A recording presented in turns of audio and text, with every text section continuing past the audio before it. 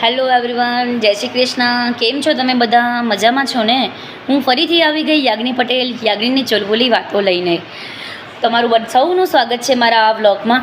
તમને ખબર હશે કે મેં પહેલાં વ્લોગમાં કીધું હતું કે આપણે થોડી જીવનની જરૂરિયાતની વાતો કરવાના છીએ. તો આજે હું એવો જ એક ટૉપિક લઈને આવી છું તમારી સાથે વાત કરવા માટે, જે તમારા જીવન માટે અને મારા જીવન માટે ખૂબ અગત્યની વસ્તુ છે. આપણું જીવન, આપણા શરીરનો જે અંગ છે એ અનંત બ્રહ્માંડ સાથે જોડાયેલા હોય છે. તેને પામવા માટે, તેને અનુભવવા માટે આપણે પાસે એક જ ચાવી છે, જેનું નામ છે યોગ ચાવી. તમને ખબર પડી ગઈ ને મારા ટૉપિકની? યસ, આજે આપણે યોગ દિવસ માટે વાતચીત કરવાના છીએ. તમને ખબર હશે કે હમણાં આંતરરાષ્ટ્રીય યોગ દિવસ ઉજવાયો હતો. તો તેમાં ઠેર ઠેર સ્કૂલોએ, કોલેજોમાં, ઓફિસમાં, સોસાયટીમાં બધી જગ્યાએ યોગ દિવસની ઉજવણી કરી હતી. તેના photos, videos Facebook, Instagram, WhatsApp જેવી સોશિયલ મીડિયા ઉપર બધાએ અપલોડ કર્યા હશે. પણ શું તમને ખબર છે કે યોગ દિવસ 21 જૂને જ કેમ ઉજવાય છે? કોઈને એ ખ્યાલ છે? તમે વિચાર્યું હતું? તો હું તમને કહું છું કે 21 જૂનનું અને યોગ દિવસનું શું મહત્ત્વ છે. તો 21 જૂનનું યોગ દિવસ સાથે કનેક્શન છે, એની વાત આપણે આજે કરીશું. તો યોગ દિવસની ઉજવણી આપણે 21 જૂને એટલા માટે કરીએ છીએ કારણ કે 2014માં સંયુક્ત રાષ્ટ્ર સભાની અપીલ કરતી વખતે આપણા વડાપ્રધાન શ્રી નરેન્દ્ર મોદીએ કીધું હતું કે 21 જૂને સૂર્ય વહેલો ઉગે છે અને મોડો આથમે છે.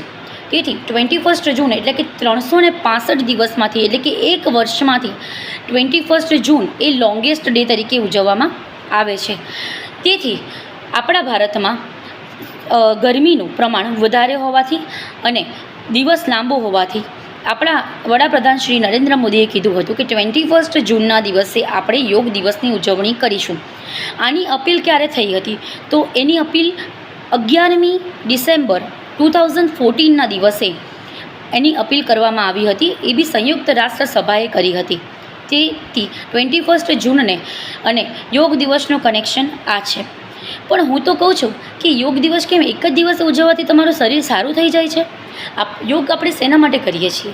યોગ દિવસની ઉજવણી શેના માટે કરીએ છીએ? કે જેના કારણે આપણે પબ્લિકને સમજાવી શકીએ કે યોગનું મહત્ત્વ શું છે. યોગ આપણા શરીરને સારી રીતે રાખે છે. યોગ આપણી જીવનની સુખ આપે છે. આજકાલના નાના જે ટેન્શન્સ છે એને દૂર કરવા માટે યોગનો ઉપયોગ થાય છે. યોગ આપણા જીવનને, શરીરને તંદુરસ્ત રાખે છે. તેના માટે યોગ દિવસ ઉજવવામાં આવે છે.